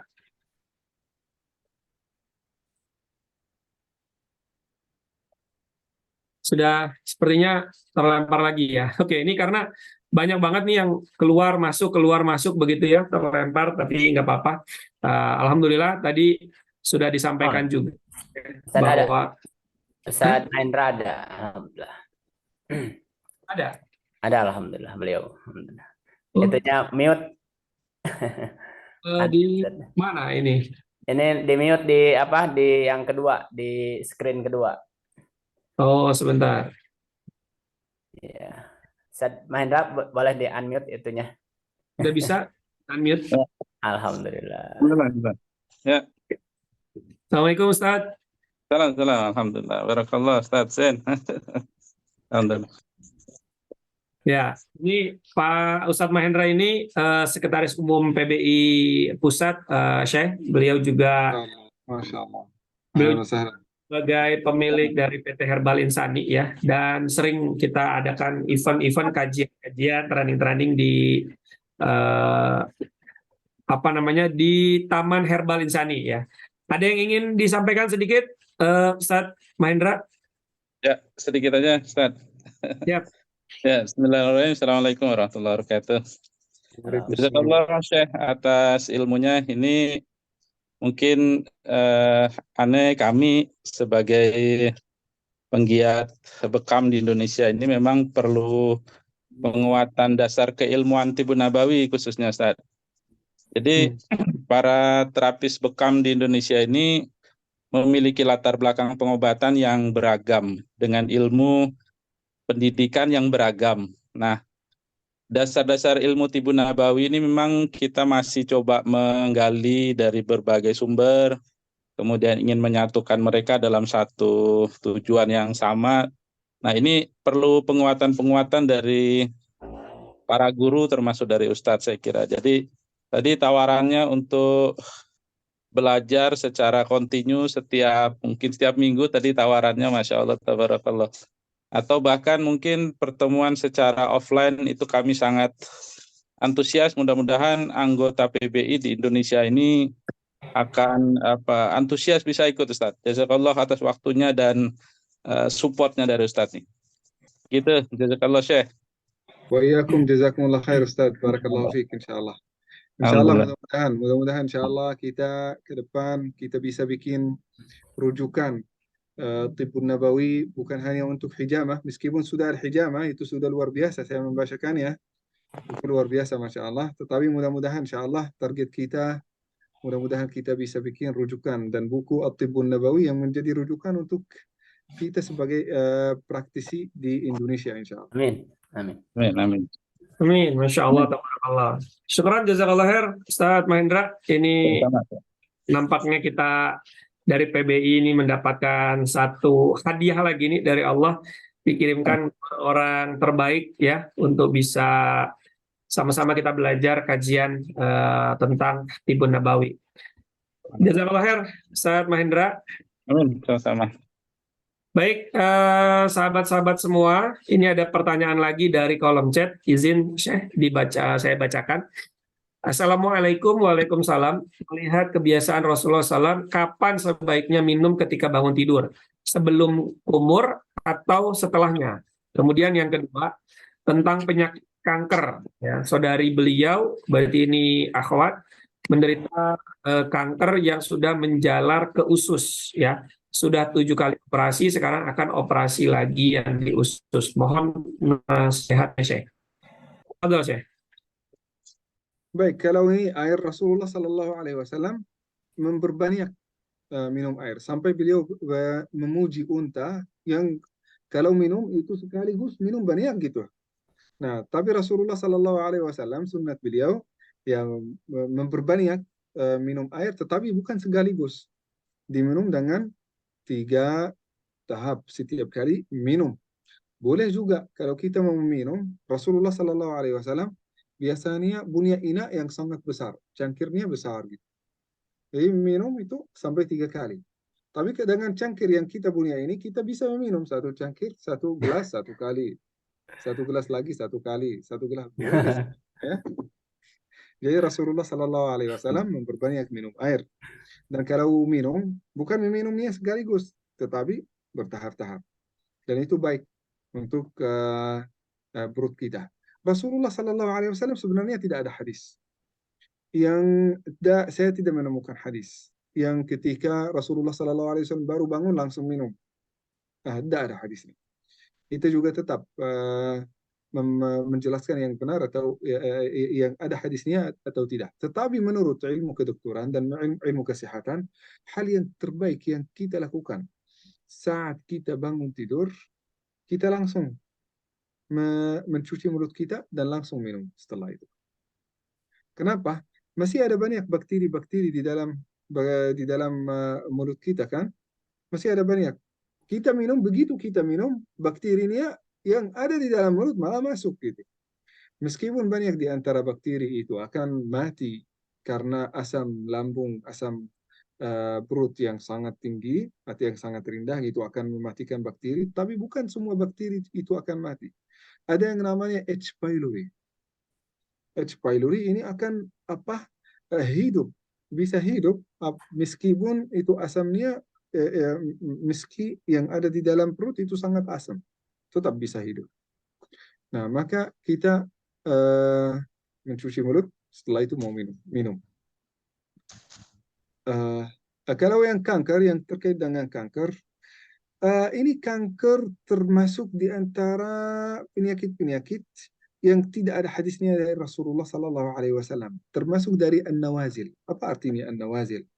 An-nawazil ini menurut ilmu fikih termasuk kejadian-kejadian yang baru yang tidak ada dasarnya di dalam hadis Al-Quran dan As-Sunnah. Dari ini kita bisa ambil beberapa hadis-hadis yang terkait dengan al-habbatus sauda syifa'un min kulli da. Habbah sauda ini insya Allah bisa menjadi syifa, bisa menjadi obat untuk semua penyakit. Nah, obat 100% enggak. Rasulullah Sallallahu Alaihi Wasallam menyampaikannya bahwasanya salah satu obat bisa menjadi habbatus sauda. Kenapa habbatus sauda? Habbatus sauda termasuk immunostimulan. Apa itu immunostimulan? Akan meningkatkan kekebalan, sistem kekebalan kita. Akan menjadikannya lebih kuat. Nah, kalau sistem kekebalannya lebih kuat, maka sistem kekebalan ini akan menyerang sel-sel kanker. Jadi kita tetap menggunakan habbatus sauda dengan konsentrasi yang cukup. Ini yang pertama. Yang kedua, kita mengamalkan sunnah Rasulullah Sallallahu Alaihi Wasallam yang lain. Jangan mengabaikan sunnah Rasulullah hanya melihat habbatus sauda itu satu-satunya obat. Enggak. Sunnah Rasulullah semuanya adalah obat. Masih ingat ketika bangun, kapan tidur, itu termasuk salah satu yang akan membantu. Meminum banyak, di antara sunnah Rasulullah Sallallahu Alaihi Wasallam sering berpuasa, dan itu terbukti secara ilmiah bisa mengobati kanker insya Allah. Membantu untuk mengobati, bukan mengobati 100%. Nah, di antara sunnah Rasulullah Sallallahu Alaihi Wasallam, makanannya tidak banyak. Karena makanan yang banyak itu akan menghasilkan free radicals atau radikal bebas. Radikal bebas membuat kanker itu lebih parah lagi. Belum lagi bisa menumbuhkan kanker-kanker yang baru. Nah, bisa jadi kanker ini terobati dengan sunnah Rasulullah Sallallahu Alaihi Wasallam yang lain. Di antara sunnah Rasulullah Sallallahu Alaihi Wasallam adalah selalu menjaga kebersihan. Di antara sunnah Rasulullah Sallallahu Alaihi Wasallam tidak ada tekanan, tidak memikirkan dunia. Nah, coba bayangkan kalau ada seseorang punya breast cancer, sakit mungkin payudara atau sakit mungkin kanker-kanker yang lain. Yang paling membuat kondisinya parah adalah pikiran tentang dunia. Pikiran sakit hati, pikiran ingin gitu ya. Rasulullah Sallallahu Alaihi Wasallam selalu mengajarkan kepada kita untuk menjaga pikiran. Di antara obat Rasulullah Sallallahu Alaihi Wasallam juga obatnya adalah membacakan Al-Quran. Obatnya adalah zikir kepada Allah Subhanahu wa Ta'ala supaya menenangkan batin. Jadi kalau kita melihat obat Rasulullah Sallallahu Alaihi Wasallam semua yang disebut, kecuali kalau Rasulullah Sallallahu Alaihi Wasallam menyebutkannya di dalam hadis kanker obatnya begini. Nah, karena kankernya tidak ada hadisnya di zaman Rasulullah Sallallahu Alaihi Wasallam, maka kita ambil sunnah Rasulullah Sallallahu Alaihi Wasallam yang terkait dengan kesehatan secara keseluruhan. Itu insya Allah akan membantu, dan kita tetap ikhtiar untuk pergi ke ahlinya. Kalau ada seseorang ahli dalam kanker, kita tanya. Kita ahli dalam pengobatan, ahli dalam kemoterapi, kita tetap. Tetapi sebenarnya di dalam At-Tibbun Nabawi ini dalam hadis Rasulullah. Tetapi kalau kita mau mengembangkan ya di dalam yang namanya alternative medicine atau insya Allah kalau bisa masuk di dalam At-Tibbun Nabawi ada banyak herbal-herbal yang terbukti secara ilmiah itu sangat menyerang kanker. Di antaranya yang namanya vinca ada di Indonesia. Tanaman namanya vinca. Itu terbukti secara ilmiah hampir mungkin nomor 1 di dunia yang menyerang kanker. Nah, itu ada di Indonesia.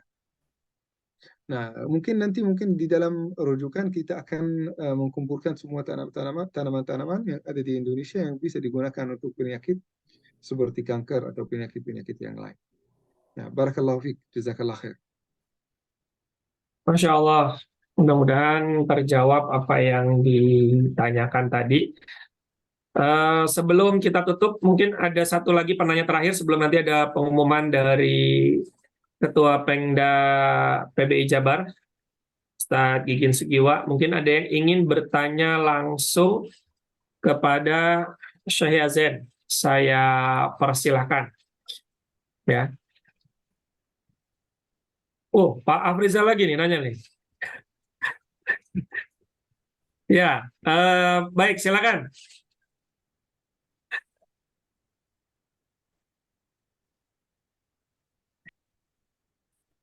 Ya, Assalamualaikum Ustadz. Untuk saya mungkin usulan untuk besok mungkin ada pembahasan lebih ke korelasi dan nyatanya ya. Mungkin kalau dari kitab Ibnu Qayyim kan kita tidak membayangkan situasi kondisi di mana pada saat situasi penyakit di zaman Ibnu Qayyim dengan penyakit yang di zaman sekarang itu kan kita mengambang gitu. Tapi kalau bisa Syekh itu menggambarkan posisi beberapa jenis penyakit yang di Tibbun Nabawi itu lebih kedekatan secara empirisnya itu lebih nyata, terlihat gitu. Daripada dari tinjauan Quran dan hadis tapi masih mengambang. Nah, mungkin itu usulan dari Ana, Ustadz, untuk tinjauan pertemuan yang selanjutnya. Baik, jazakallah khair. Siap, baik. Baik, tetapi Halo, Syekh. kita karena membahas satu buku, Ustaz, jadi kita akan mulai dari awal sampai mungkin akhir. Saya sudah bilang mungkin supaya kita dapat manfaatnya, kita akan skip yang tidak ada kaitannya dengan apa yang kita akan praktisi. Tapi apa yang disampaikan saya kira mungkin insya Allah semuanya penting insya Allah diusahakan yang penting-penting. Tapi kalau kita langsung loncat ke penyakit ini dan obatnya begini, insya Allah kita tidak terburu-buru. Sebentar lagi kita sampai. Itu sebenarnya mukaddimahnya tidak terlalu panjang juga. Mukaddimahnya tidak terlalu panjang. Ini kita semuanya hampir kita sudah selesai mukaddimahnya. Nah, setelah itu kita akan masuk dengan cara makanan Rasulullah Sallallahu Alaihi Wasallam dan makanan terbaik kapan dan apa yang kita harus makan sesuai dengan lingkungan kita, sesuai dengan. Nah, dan juga secara ilmiah ini dari saya sendiri nanti insya Allah akan nambah di atas Tibbun Nabawi bukti-buktinya secara ilmiah sebagaimana Ustaz Afrizal sampaikan. Kita insya Masya Allah Allah. bertahap-tahap aja, nggak apa-apa ya, supaya kita Siap. membahas satu buku dari awalnya sampai akhirnya. Nah, supaya nanti kita bilang, oh ini membahas Tibbun Nabawi sebagian. Kalau perasaan sebagian, kita berarti ilmu kita sebagian gitu kan.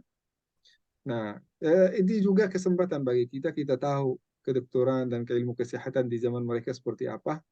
Kita dapat manfaatnya untuk zaman ini. Sehingga kalau ada seseorang praktisi di luar kita, yang masih punya mungkin pikiran atau mungkin kepercayaan yang tidak lurus, kita bisa berusaha untuk sama-sama meluruskan mana sunnat Rasulullah Sallallahu Alaihi Wasallam, mana yang tidak termasuk sunnat Rasulullah.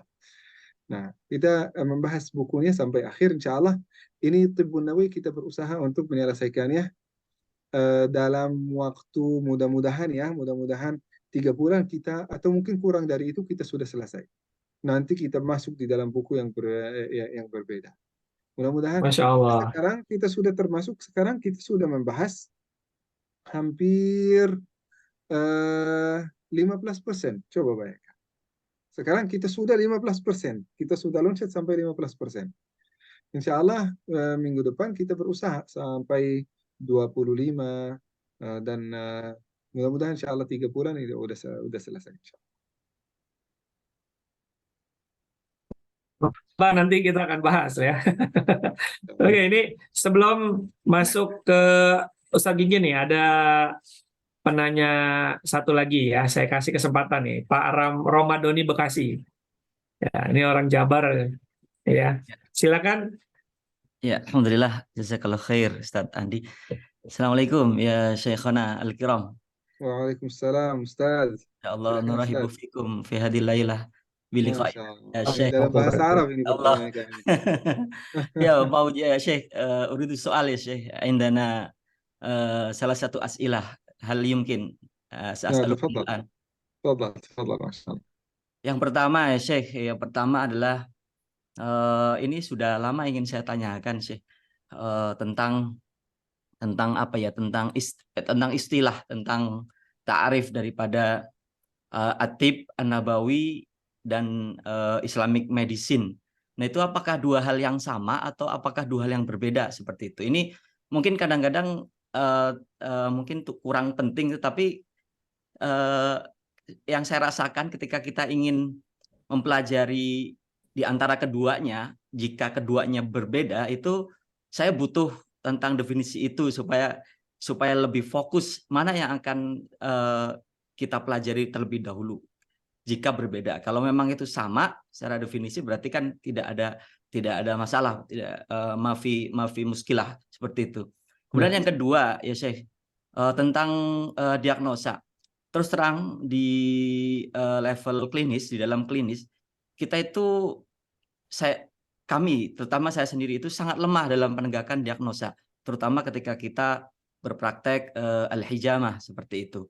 Nah, adakah Syekh semacam buku rujukan seperti itu, kitab rujukan atau muqarrar ya, yang bisa kita pakai dalam menyelesaikan kasus-kasus kepada klien kita, dalam hal ini dengan menggunakan praktek al-hijamah tersebut. Apa rujukan yang memang harus kita pelajari dengan benar? Karena selama ini kebanyakan di antara kita memakai rujukan dari sisi medis, atau ada juga yang memakai dari sisi tradisional seperti misalkan Chinese medicine seperti itu. Dan yang terakhir ya Syekh, tentang hadis tentang tentang al-qalb itu muttafaqun alaih yang wa inna fil jazati mudghatan ila akhir ya Syekh. Nah, qalb di situ itu apakah dia mewakili salah satu organ dalam istilah atau dalam disiplin ilmu anatomi fisiologi seperti itu? Apakah kalau dia mewakili salah satu organ apa yang diwakili oleh al-qalb dalam hadis tersebut? Seperti itu Syekh. Saya kira itu Syekh. 3 pertanyaan. Barakallahu fikum. Jazakumullah khair. Allah, jazakallah khair. Di pertanyaan pertama, Ta'rif Tibbun Nabawi mal farqu ma Islamic. betul. Ya, Tibbun Nabawi dan juga Islamic Medicine ya kan. Nah, sebenarnya kalau Islamic yang dipraktisi di dunia Islam kan. Nah, beda dibandingkan dengan Tibbun Nabawi yang berdasarkan dengan hadis Rasulullah sallallahu alaihi wasallam. Sebenarnya kalau Al-Imam Ibnul Qayyim, beliau tidak pernah mengatakan ini chapter dari Zadul Ma'ad ini atau buku ini namanya Tibbun Nabawi. Enggak. Beliau berkata al-jawab syafi li ba'd al-adwiyah, li ba'd al-da. Nah, tetapi ada seseorang namanya Al-Arnauti. Al-Arnauti yang beliau menulis tentang At-Tibbun Nabawi, memberikan nama untuk chapter ini At-Tibbun Nabawi. Tetapi At-Tibbun Nabawi ini bukan nama dari Ibnu Qayyim al-Jauziyah. Jadi baru, hampir mungkin 1800 tahunan gitu. 1800 tahun, berarti hampir mungkin 200 tahun yang lalu. Kurang dari 200 tahun yang lalu. Baru muncul ini At-Tibbun Nabawi. Ya. Nah, jadi Rasulullah Sallallahu Alaihi Wasallam sendiri tidak pernah menyampaikan bahwasanya saya punya tib, saya punya ilmu kedokteran, saya punya ilmu kesehatan. Tapi kita bisa mengetahuinya dari hadis Rasulullah Sallallahu Alaihi Wasallam yang terkait dengan kesehatan, sikap Rasulullah, sunnah Rasulullah Sallallahu Alaihi Wasallam. Diberi nama At-Tibbun Nabawi. Tapi kalau Islamic medicine mungkin yang terkait dengan itu, tetapi yang dipraktisi di dalam dunia Islam. Ada juga yang namanya alternative medicine, ada juga yang namanya eh, herbal medicine juga. Ini supaya bisa dibedakan dibandingkan dengan kedokteran, ilmu kedokteran modern. Jadi itu agak beda dan juga tidak ada rujukannya. Tidak ada rujukan. Nah, makanya tadi yang disampaikan oleh Ustaz Afrizal itu sangat penting tadi. Apakah ini semuanya dia dalam At-Tibbun Nabawi yang disampaikan oleh Ibnu Qayyim semuanya dari Rasul? Enggak, enggak. Jadi ada beberapa hadis-hadis itu yang kita akan memperhatikan. Ada pun juga beberapa manfaat-manfaat di dalam bukunya, kita akan menjelaskan. Nah, jadi itu yang perlu kita memahami bahwasanya At-Tibbun Nabawi ini istilah yang baru muncul 200-an tahun yang lalu. Bahkan Ibnu Qayyim sendiri tidak memberikan nama At-Tibbun Nabawi untuk chapter ini. Hanya memberikannya, ini ada beberapa penyakit dan ini dengan obatnya. Nah, beliau menyebutkan beberapa penyakit dengan obatnya. Cara kesehatan ala Rasulullah Sallallahu Alaihi Wasallam menurut beliau.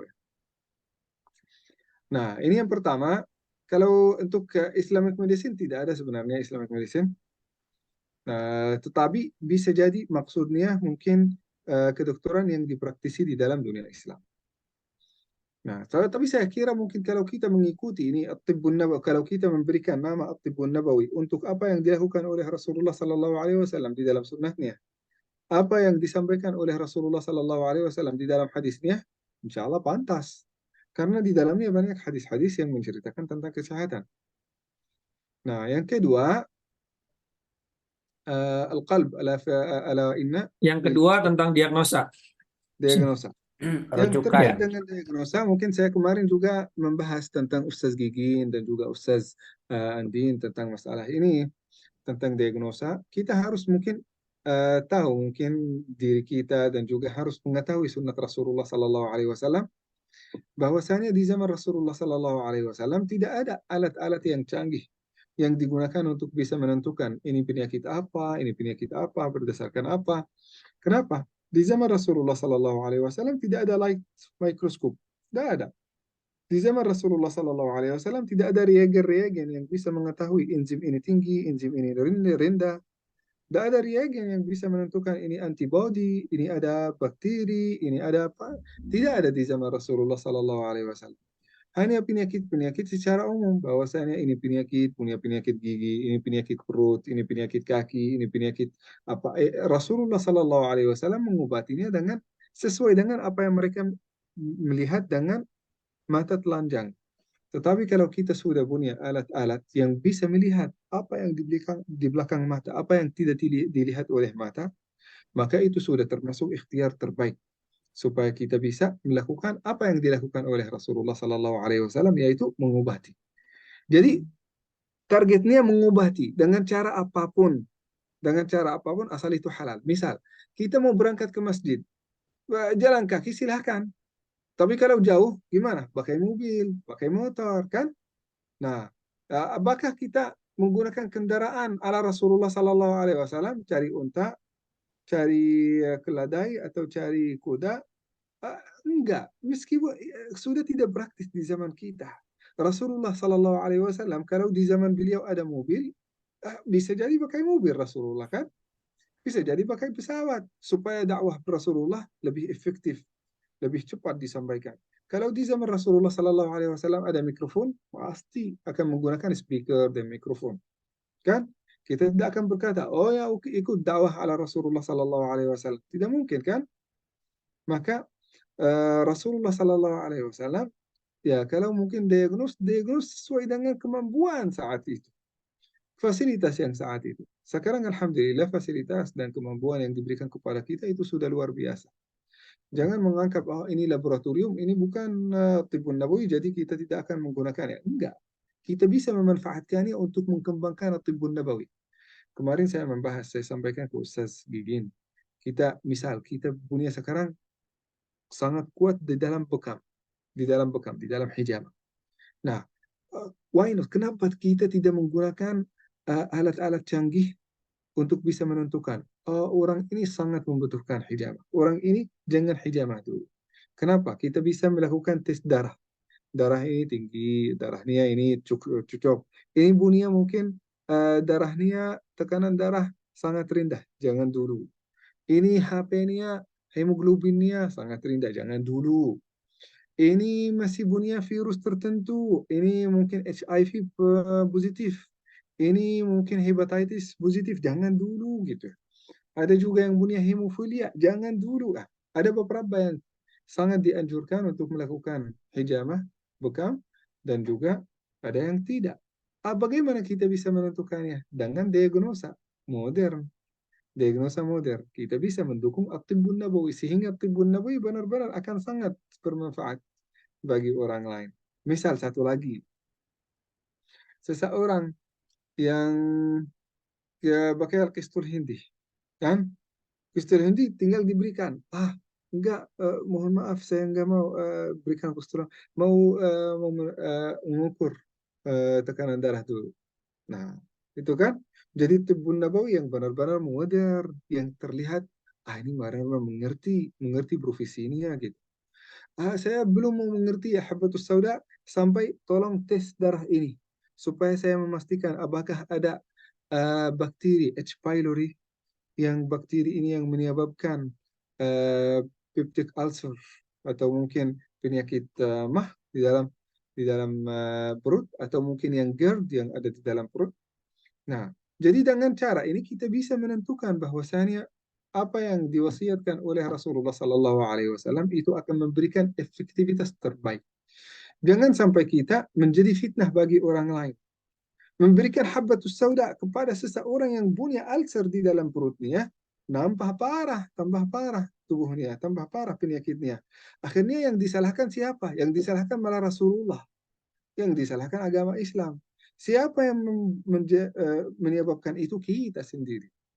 Maka kita bisa mengkembangkan, melakukan hubungan antara tibbun nabawi dan cara diagnosis yang modern. Sehingga saat kita memberikan obat, melakukan tindakan, memberikan tindakan yang terbaik, obat terbaik. Insya Allah kalau kita sudah melakukan itu, nanti manusia dan masyarakat berpondong-pondong kepada kita. Wah, ini Ustaz Ramadhani sangat mengerti kapan memberikan hijamah, kapan tidak gitu. Jadi mereka akan tenang, bukan asal yuk kita hijamah aja, yuk kita potong aja kan. Nah, meskipun hijamah ya betul ada hadisnya, tapi akan disempurnakan dengan ilmu modern supaya kita memberikannya pada waktunya. Nah, Pertanyaan ketiga, Syekh, yang ketiga, terkait al-qalb tadi. nah, di dalam hadis Rasulullah Sallallahu Alaihi Wasallam, ala inna fil jasadi mudghah, idza salahat salahal jasadu kulluhu, wa idza fasudat fasudal jasadu kulluhu, ala wahyal qalb. Di dalam tubuh ada sebagian dari tubuh kita yang menjadi inti dari tubuh kita. Apabila itu rusak, maka tubuh kita semuanya akan rusak. Apabila sehat, maka tubuh kita akan sehat. Nah, ini ada dua makna di dalamnya. Apakah itu maknanya yang terkait dengan benar-benar bagian organ dari tubuh kita atau tidak? Bisa jadi makna Rasulullah Sallallahu Alaihi Wasallam, misal keimanan kita yang ada di dalam hati, kalau sudah keimanan di dalam hati itu sudah benar, ikhlas itu sudah benar, maka seluruh amal yang dilakukan oleh seluruh tubuh kita, anggota tubuh kita, itu semuanya akan diterima oleh Allah Subhanahu wa Ta'ala. Kalau tidak ada ikhlas, ini bagian hati ini rusak. Kenapa? Karena niatnya beda, bukan semata-mata karena Allah Subhanahu wa Ta'ala. Maka segalanya rusak, seolah-olah kita tidak melakukannya. Nah, ini yang pertama, makna pertama. Makna yang kedua memang. Makna yang kedua, misal kalau mungkin hati ini jantung, ini punya penyakit, coba apa yang terjadi. Kalau ada seseorang punya penyakit jantung, tubuhnya semuanya akan ikut sakit. Pasti, kenapa? Karena sumber dari bom dari darah kita yang sampai kepada seluruh tubuh kita adalah jantung. Kalau tidak jago menyampaikan darah, banyak dari tubuh kita akan terpengaruh. Oleh karena itu sekarang muncul penyakit yang namanya peripheral sickness. Apa itu peripheral sickness? Yang terkait dengan organ-organ peripheral. Apa itu peripheral? Yang di ujung tubuh kita. Yang susah darah sampai ke ujung jari, ujung kaki, bagian-bagian dari otak. Kenapa? Karena jantung itu bermasalah, Pomnya. Jadi kalau ada bermasalah meskipun kecil, masalahnya itu akan tersalurkan kepada seluruh tubuh. Bisa jadi maknanya ini. Bisa jadi maknanya juga yang pertama. Ustaz. Masya Allah, Alhamdulillah. Mudah-mudahan terjawab ya, Ustadz Ramadhani. Tentunya saya berharap sahabat sehat apa yang dibahas hari ini, malam hari ini oleh Syekh Hazin ini membuat kita belum terpuaskan. Karena semakin penasaran, semakin belajar. Ya, justru kita berpuas hati malam hari ini, maka yang terjadi adalah besok kita udah nggak perlu belajar lagi. Ya. Justru malam hari ini saya penasaran untuk bisa hadir di pertemuan-pertemuan berikutnya. Dan yang perlu dicatat oleh sahabat semua, bahwa pertemuan yang terbaik adalah pertemuan yang tidak kita hadiri. Maksudnya apa? Ketika kita tidak menghadiri pertemuan itu, maka sesungguhnya hari itu adalah pertemuan terbaik. Maka sungguh rugi jika seandainya kita tidak mengikuti pertemuan tersebut. Ya, jadi insya Allah kita akan ketemu lagi hari Senin depan. Dan untuk sahabat sehat yang ingin mendapatkan door prize, silahkan resumenya di-upload di sosial media, boleh di Facebook, boleh di Instagram, dengan menyertakan hashtag. Hashtag yang pertama adalah PBI Jabar, yang hashtag kedua kajian kitab. Kemudian di tag akun, ada 3 akun. Yang pertama akun @giginsugiwa untuk di Facebook, kemudian @andihasbirobi Facebook dan Instagram, kemudian tag akun yang ketiga @tiazen_al-hakimi. Tiazen tulisannya THYAZEN, ya, Tiazen al-Hakimi. Nah, baik, sebelum kita tutup, kita dengarkan dulu ada beberapa pengumuman penting yang perlu kita dengarkan bersama dari Ketua PBI Pemda Jawa Barat kepada Ustadz Gigin Sugiwa. Falyatafaddal mashkura.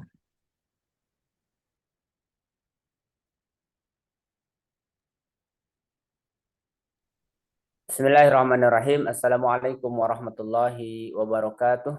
Waalaikumsalam warahmatullahi wabarakatuh. Alhamdulillah rabbil alamin. Allahumma sholli ala Muhammadin wa ala alihi wa sahbihi ajmain.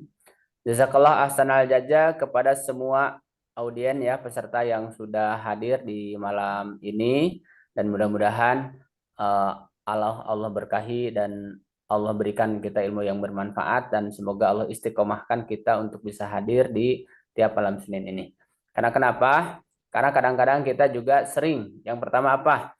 Sering mencatut nama-nama Ibnu Qayyim, kitab-kitab Tibun Nabawi, atau kitab Zadul Ma'ad, sementara ketemu dengan kitabnya, baca langsung kita kagak. Kita hanya copy paste punya orang lain. Nah, maka insya Allah ini waktunya kita untuk belajar bersama secara bertahap ya. Adapun ada hal-hal yang dalam kitab tersebut, misalkan hal-hal yang memang kok tidak sesuai dengan yang pernah saya baca di terjemah atau yang lainnya, ya itulah hakikat dalam sebuah pembelajaran. Jadi ada perbedaan ya, sehingga ketika kita lebih sering belajar, lebih banyak ilmu yang masuk, maka kita akan lebih banyak perbendaharaannya. Yang kedua, tentunya ini adalah fasilitas khusus ya bagi anggota PBI yang KTA-nya aktif, sehingga mendapatkan diskon dan fasilitas-fasilitas dari para pengurus PBI ini. Insya Allah kalau misalkan untuk sertifikat nanti kalau untuk yang umum 50.000, untuk yang anggota PBI KTA-nya aktif adalah 25.000. Maka silahkan Bapak Ibu semua yang anggota yang diperiksa KTA-nya ya, kalau belum aktif segera hubungi Pengcap dan Pengda setempat ya, yang di Sumatera ya Sumatera dan lain sebagainya. Kemudian bagi sahabat-sahabat yang belum menjadi anggota PBI, ya insya Allah di Jawa Barat akan ada pelatihan ya, pelatihan senantiasa ada di Jawa Barat, dan insya Allah untuk peserta yang hari ini akan mendapatkan diskon pelatihan dan bisa japri admin untuk mendapatkan diskon pelatihan bekam. Dan insya Allah untuk jadwal USBN nanti di tanggal 16-17 bulan Desember di Pangandaran insya Allah. Kemudian PBI memiliki agenda besar di Milad PBI tanggal 10 November, yakni kita akan mengadakan bekam secara serentak, gebiar bekam di seluruh Indonesia. Insya Allah secara nasional difokuskan tempatnya di Bogor ya. Dan bagi sahabat-sahabat terapis yang hendak bergabung dalam perjuangan gebiar bekam di Bogor, insya Allah nanti kita akan share link grupnya. Kemudian insya Allah di tiap Pengcap dan Pengda pun diharapkan seluruh Indonesia bisa melaksanakan gebiar bekam gratis di tanggal 10 November ini. Dan insya Allah mudah-mudahan Allah berikan kelancaran untuk Pengcap Kota Bandung, insya Allah akan dilaksanakan di Masjid Al-Ukhwah ya, insya Allah mudah-mudahan nanti ada fasilitas dari Syekh Yazin sehingga kita bisa memanfaatkan Masjid Balai Kota, Masjid Al-Ukhwah. Baik sahabat-sahabat yang muliakan, sekali lagi kami dari Pengda Jabar mengucapkan jazakallah ahsanal jazaa kepada semua yang telah berinfak, kepada semua yang telah hadir, dan mudah-mudahan sekali lagi ya, ilmu itu didapat tidak dengan sebentar, tapi ada tuluz zaman, perlu mulazamah, perlu hadir yang istiqomah, dan perlu kesabaran. Ya, kadang-kadang kita saking ingin langsung pinternya ya, jadi ingin loncat bab ya Pak ya. Nah, sabar dulu, mudah-mudahan karena dengan kesabaran itu seperti kita meminum sedikit-sedikit itu menyehatkan. Daripada meminum langsung satu teko itu bahkan bisa jadi penyakit ya. Nah, demikian jazakallah khairan katsiran untuk guru kita Syekh Yazin, untuk sekretaris umum kita Ustadz Mahendra, kepada semua ya para tokoh Tibun Nabawi, dan juga semua guru-guru saya ya, ada Ustadz Dri dan lain-lain. Semoga Allah Subhanahu wa taala berikan kita kelancaran dan berikan kita kebaikan keberkahan dunia dan akhirat. Demikian, Assalamualaikum warahmatullahi wabarakatuh. Waalaikumsalam warahmatullahi wabarakatuh. Terima kasih Ustadz Ginggin atas pengumumannya. Sahabat, kita akan ketemu lagi pekan depan, insya Allah di hari dan jam yang sama, ya, dengan virtual background yang sama. Pastikan kita mempelajari apa yang malam hari ini kita sudah dapatkan, kemudian juga kita mempraktekkan, ya. Semoga Allah Subhanahu wa taala izinkan kita semua akan ketemu lagi pekan depan. Terima kasih. Kita akhiri dengan membaca istighfar. Astaghfirullahalazim, astaghfirullahalazim, astaghfirullahalazim, dan doa kafaratul majelis. Subhanakallahumma wa bihamdika asyhadu an la ilaha illa anta astaghfiruka wa atubu ilaik. Terima kasih, saya Andi Hasbi, kurang lebihnya mohon maaf. Walaupun minkum, assalamualaikum warahmatullahi wabarakatuh.